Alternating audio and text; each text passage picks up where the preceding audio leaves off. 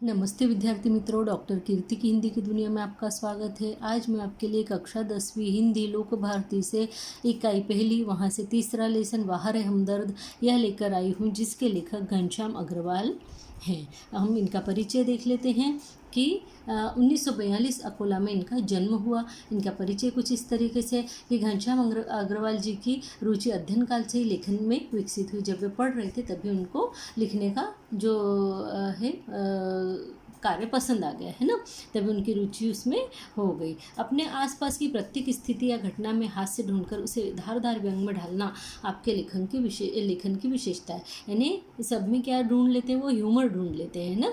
आप अखिल भारतीय मंचों पर हास्य व्यंग कवि के रूप में लोकप्रिय हैं। वे हास्य व्यंग की कविताएं भी बहुत लिखते हैं। इनकी प्रमुख कृतियाँ हंसी घर के आईने में हास्य व्यंग, आज़ादी की दुम, आई एम सॉरी ये हास्य कविता संग्रह, अपने अपने सपने लघु कथा संग्रह आदि। अब हम गद्य से संबंधित बात को देखते हैं कि ये जो कहानी लिखी गई है इसके अंदर क्या है। तो प्रस्तुत हास्य व्यंग निबंध में लेखक ने दुर्घटना के माध्यम से विनोद को बड़े ही रोचक ढंग से व्यक्त किया है। दुर्घटना यानी एक्सीडेंट है ना, हमदर्दी भी कभी कभी किस तरह पीड़ादायी बन जाती है, यानी दुखदायी बन जाती है, ये बहुत ही सुंदर तरीके से इसमें हमें बताया गया है। तो आइए बिना समय गवाए हम इसको शुरू कर देते हैं। उस दिन जब मैं पूंजीवादी और समाजवादी अर्थव्यवस्था पर भाषण सुनकर आ रहा था तो सामने से एक कार आ रही थी। लेखक बोले अभी उस दिन में कैपिटलिस्ट और सोशलिस्ट यानी इनके ऊपर जो भाषण सुनकर आ रहा था उस समय क्या हुआ, सामने से एक कार आ रही थी। भाषण के प्रभाव से मेरी साइकिल को अधिक जोश आया या कार को अधिक गुस्सा आया, यह मैं निश्चित रूप से नहीं कह सकता। वो बोले कि जब मैं आ रहा था उधर से तो सामने से जो कार आई वो सुनकर मुझे वो जो समाजवादी अर्थव्यवस्था पूंजीवादी अर्थव्यवस्था के ऊपर जो भाषण चल रहा था वो सुनने के बाद में पता नहीं मुझे मेरी साइकिल को ज़्यादा जोश आ गया या वो सामने से जो कार चली आ रही थी उसको ज़्यादा गुस्सा आ गया, यह मैं निश्चित रूप से यानी ठीक रूप से नहीं बता सकता। किंतु मेरी साइकिल और वह कार जब करीब आए तो विरोधियों की तरह एक दूसरे को घृणा की नज़रों से देखते हुए आपस में जा भिड़े। यानी कि साइकिल और कार जब एक दूसरे के सामने आ गए तो उन्होंने एक दूसरे को बड़ी घृणा की दृष्टि से देखा है ना, और उसके बाद में वे एक दूसरे से भिड़ गए यानी एक्सीडेंट हो गया। मैंने खामखा पूंजीवाद और समाजवाद के झगड़े में टांग अड़ाई। वो बोले कि मैं फालतू ही इस बीच में पूंजीवाद और समाजवाद के झगड़े में पड़ गया, खामखा यानी फालतू में बेवजह में, है ना। फलस्वरूप मेरी टांग टूट गई, यानी इसका परिणाम यह हुआ कि मेरी जो टांग है वो टूट गई। दुर्घटना के बाद आज भी इंसानियत कायम है, यानी ह्यूमैनिटी, इंसानियत यानी ह्यूमैनिटी। हमें बोल रहे हैं कि आज भी जो है ह्यूमैनिटी कायम है, लोगों के अंदर इंसानियत है। और यह सिद्ध करने के लिए कुछ लोग मेरी तरफ दौड़ पड़े, कुछ लोग आए और उन्होंने उन्हें उठाया। जब लेखक की आँख खुली तो मैंने अपने आप को एक बिस्तर पर पाया। वो बोले कि मैं बिस्तर पर पड़ा हुआ था, इर्द गिर्द कुछ परिचित अपरिचित चेहरे खड़े थे। इर्द गिर्द यानी आजू बाजू, कुछ परिचित अपरिचित यानी जाने पहचाने और अनजाने ऐसे चेहरे खड़े थे। आंख खुलते ही उनके चेहरे पर उत्सुकता की लहर दौड़ गई। जैसी लेखक की आंख खुली वैसे वो जो लोग खड़े थे उनके सबके चेहरों पर जो उत्सुकता की लहर दौड़ गई, है ना। उत्सुकता यानी जिज्ञासा। मैंने कराहते हुए पूछा, कराहना यानी दर्द भरी आवाज़ निकालना। मैंने कराहते हुए पूछा, मैं कहाँ हूँ? आप सार्वजनिक अस्पताल के प्राइवेट वार्ड में हैं। सार्वजनिक यानी सबके लिए या फिर सरकारी अस्पताल आप इसको बोल सकते हैं, जहाँ पे कोई भी जा सकता है। तो आप सार्वजनिक अस्पताल के प्राइवेट वार्ड में, प्राइवेट वार्ड यानी स्पेशल रूम। आपका एक्सीडेंट हो गया था, सिर्फ पैर का फ्रैक्चर हुआ है। उन्होंने बताया आपका सिर्फ पैर टूटा है, अब घबराने की कोई बात नहीं है। एक चेहरा इतनी तेजी से जवाब देता है, लगता है मेरे होश आने तक वह इसीलिए रुका रहा। अब लेखक बोलते हैं कि वो एक चेहरा जैसे मुझे होश आया इतनी तेज़ी से मुझे सब बता देता है जल्दी जल्दी, जैसे कि मेरे सिर्फ आँख खुलने का ही वो इंतज़ार कर रहा हो कि कब इसे होश आए और कब मैं इसे बता दूं कि तेरी टांग टूटी है। अब मैं अपनी टांगों की ओर देखता हूँ। मेरी एक टांग अपनी जगह सही सलामत थी और दूसरी टांग रेत की थैली के सहारे एक स्टैंड पर लटक रही थी। मेरे दिमाग में एक नए मुहावरे का जन्म हुआ, टांग का टूटना यानी सार्वजनिक अस्पताल में कुछ दिन रहना। यानी यहाँ पे उन्होंने नया ईडियम बना दिया कि टांग टूटना यानी सार्वजनिक अस्पताल में कुछ समय रहना। सार्वजनिक अस्पताल का ख्याल आते ही मैं कांप उठा। ख्याल यानी उनको जैसे ही उसका ध्यान आया वैसे ही वो कांप उठे, उन्हें वो डर गए। अस्पताल वैसे ही एक खतरनाक शब्द होता है, डेंजरस शब्द होता है। फिर यदि उसके साथ सार्वजनिक शब्द चिपका हो तो समझो आत्मा से परमात्मा के मिलन होने का समय आ गया। तो बोले वैसे ही अस्पताल खतरनाक शब्द होता है और उसके साथ में अगर सरकारी अस्पताल यह नाम जुड़ गया तो समझ लो कि अब आपकी आत्मा जो है परमात्मा से मिलने के लिए पहुंचने ही वाली है, उसका समय आ गया है, यानी मरने का समय आ गया है। अब मुझे यूँ लगा कि मेरी टांग टूटना मात्र एक एक घटना है। लेखक बोलते अब मुझे ये सब देखकर ऐसा लगा कि मेरी टांग टूटना तो मात्र एक इंसिडेंट था और सार्वजनिक अस्पताल में भर्ती होना जो है वो एक तरीके की दुर्घटना है, यानी बैड इंसिडेंट है ना। टांग से ज़्यादा फिक्र मुझे उन लोगों की हुई जो हमदर्दी जताने मुझसे मिलने आएंगे। अब वे बोले कि मैं वहाँ जैसे ही मुझे ध्यान आया तो मुझे मेरे पैर से ज़्यादा उन लोगों की चिंता होने लगी, फिक्र यानी चिंता कि कि वो लोग जो अब मुझसे क्या करने के लिए आएंगे, हमदर्दी जताने के लिए आएंगे। हमदर्दी जताना यानी क्या करना, यानी सामने वालों के प्रति जो है अपने भाव व्यक्त करना हमदर्दी के, है ना। तो बोले मुझे ऐसा लगा कि अब ये लोग जो है वो मुझसे हमदर्दी दिखाने के लिए मेरे पास में आएंगे, और इसीलिए जो है लेखक को बहुत बुरा लगा कि अब ये जो लोग यहाँ सहानुभूति दिखाने के लिए आएंगे वे सब लोगों के अलग अलग प्रकार के, देखिए अब कैसे आगे के इंसिडेंट होते हैं। ये मिलने जुलने वाले कई बार इतने अधिक आते हैं और कभी कभी इतना परेशान करते हैं कि मरीज का आराम ही हराम हो जाता है। यानी हमदर्दी जताने के लिए जो आते हैं ना, जो यहाँ पे सहानुभूति जताने के लिए आते हैं और मिलने के लिए आते हैं, ये लोग कभी कभी तो बहुत परेशान कर देते हैं, ये लेखक कहना चाहते हैं। क्योंकि जिसकी मरीज को खास ज़रूरत होती है, यानी मरीज को आराम की जो है खास ज़रूरत होती है और वही उसका हराम हो जाता है। जनरल वार्ड का तो एक नियम होता है कि आप मरीज को एक निश्चित समय पर आकर ही तकलीफ दे सकते हैं। यानी जनरल वार्ड में हो आप तो वहाँ पे क्या होता है कि एक निश्चित समय में 1 या 2 घंटे के लिए आप आकर और मरीज से मिल सकते हैं, यानी उसको तकलीफ दे सकते हैं लेखक के शब्दों में। किंतु प्राइवेट वार्ड यह तो एक खुला निमंत्रण है, यानी प्राइवेट वार्ड जो है एक खुले तरह का इन्विटेशन है, निमंत्रण यानी इन्विटेशन कि हे मेरे हमदर्दों, यानी हे मेरे परिचितों, हे मेरे पहचान वालों, रिश्तेदारों, मित्रों, आओ अब अब जब जी चाहे आओ, यानी जब तुम्हारा मन हो तब आओ, चाहे जितनी देर रुको, यानी जितनी देर तुम्हें बैठना है उतनी देर बैठो। समय का कोई बंधन नहीं है, यहाँ पे कोई समय की सीमा नहीं, कोई तुम्हें नहीं भगाएगा, कोई जाने के लिए नहीं कहेगा। जैसे सार्वजनिक वार्ड में सब बोल देते हैं कि जाओ समय हो गया, मिलने का समय खत्म हुआ, वैसे यहाँ कोई नहीं बोलेगा। अपने सारे बदले लेने का यही सही वक्त है। तो लेखक बोलता है उसके परिचितों से, रिश्तेदारों से और मित्रों से कि अब आकर आप बदला ले सकते हो, बदले लेने का तो यही सही वक्त है, बदले का बदला और हमदर्दी की हमदर्दी, यानी बदला भी लेना हो जाएगा और जो है मेरे प्रति जो है तुम्हारा सहानुभूति दिखाना भी तुम्हारी हो जाएगी। तो मिलने वालों का ख्याल आते ही मुझे लगा मेरी दूसरी टांग भी टूट गई। लेखक इतना परेशान हो गया कि उसे लगा हे भगवान अब ये सब मिलने के लिए आएंगे, परेशान कर देंगे। मुझसे मिलने के लिए सबसे पहले वे लोग आए जिनकी टांग या कुछ और टूटने पर मैं भी कभी उनसे मिलने के लिए गया था।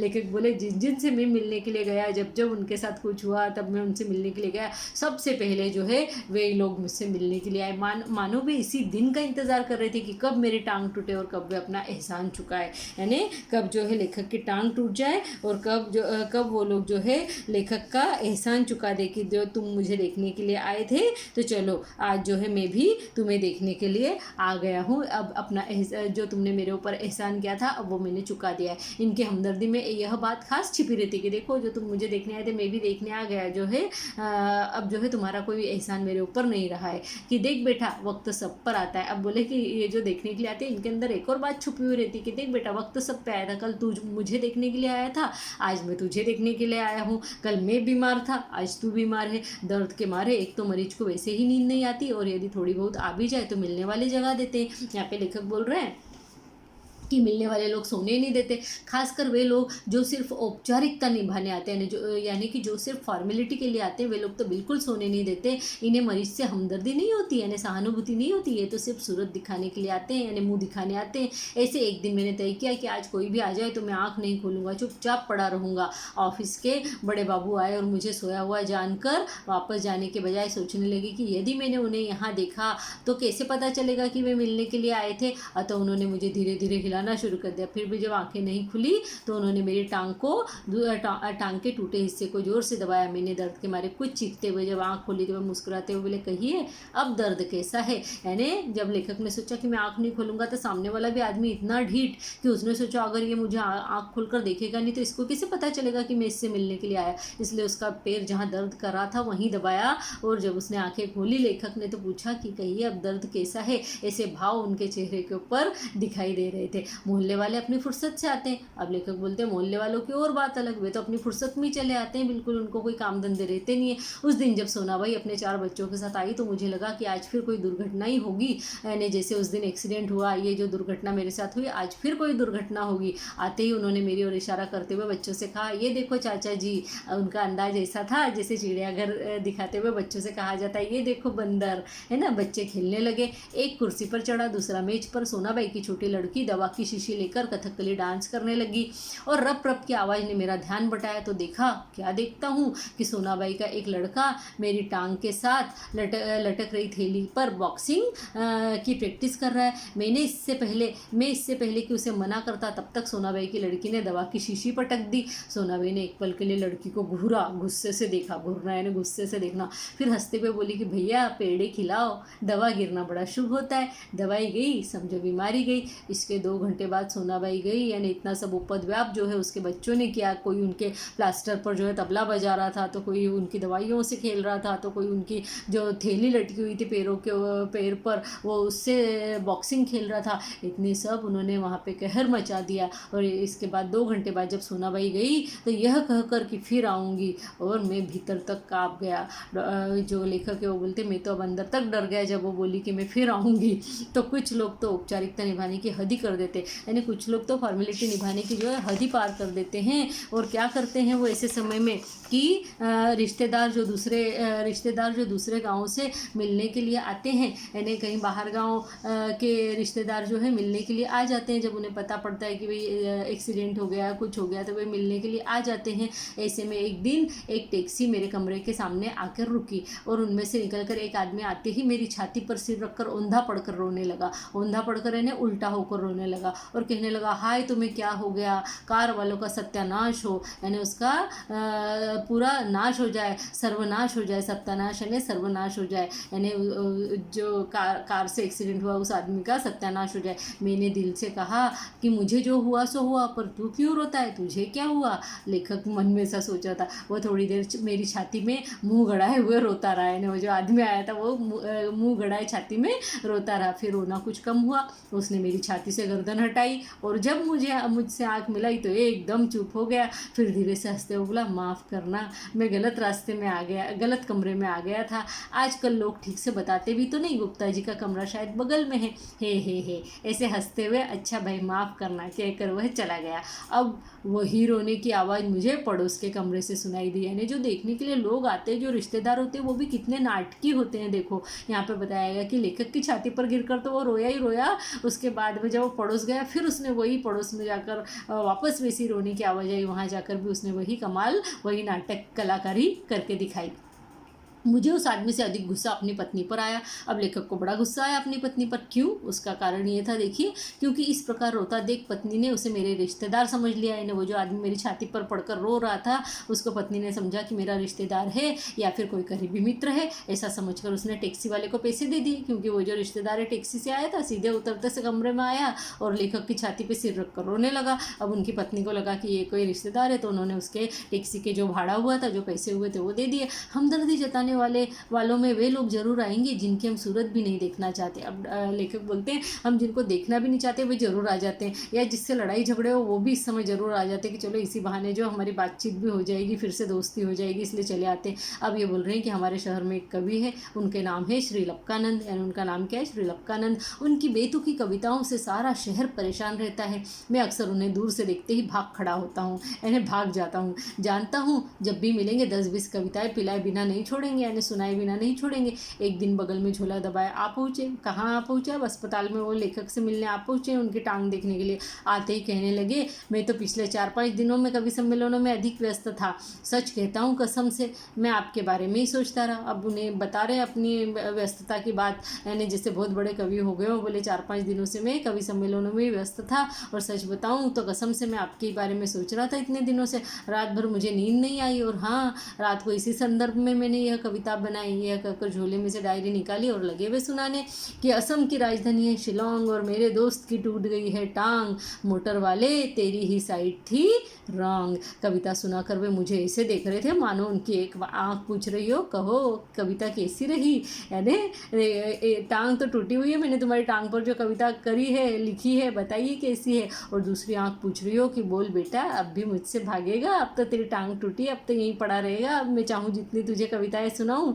मैंने जल्दी से चाय पिलाई और फिर कविताएं सुनने का वादा कर बड़ी मुश्किल से उसे विदा किया।